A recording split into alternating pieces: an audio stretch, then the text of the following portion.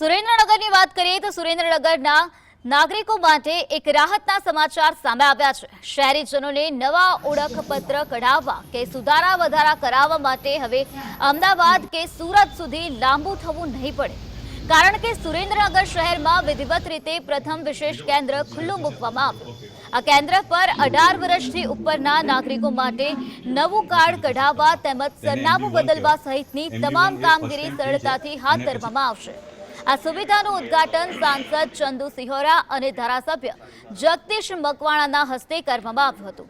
કેન્દ્રના પ્રારંભ પ્રસંગે ખુદ સાંસદ ચંદુ સિહોરા, ધારાસભ્ય જગદીશ મકવાણા અને મેયર રાકેશ રાઠોડે પોતાના કાર્ડમાં જરૂરી સુધારા કરાવીને આ નૂતન સેવાનો લાભ લીધો હતો અને પ્રજાજોગ સુવિધાને બિરદાવી હતી।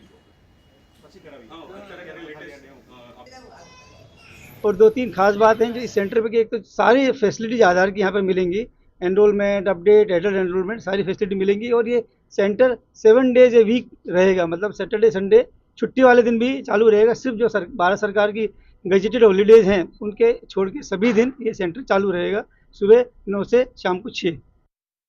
આપને જે કે પડતી મુસીબતો છે એ મુસીબતોનો હવે અંત આવવાનો છે। કેન્દ્ર સરકારને એક ઉદ્દેશ હોય છે કે ભારતના કોઈ પણ નાગરિકને પોતાના આધાર માટેની કોઈ તકલીફો ન પડે, એટલા માટે આજે ગુજરાતમાં આવા 25 આધાર કેન્દ્રો ખુલ્લા મૂકવામાં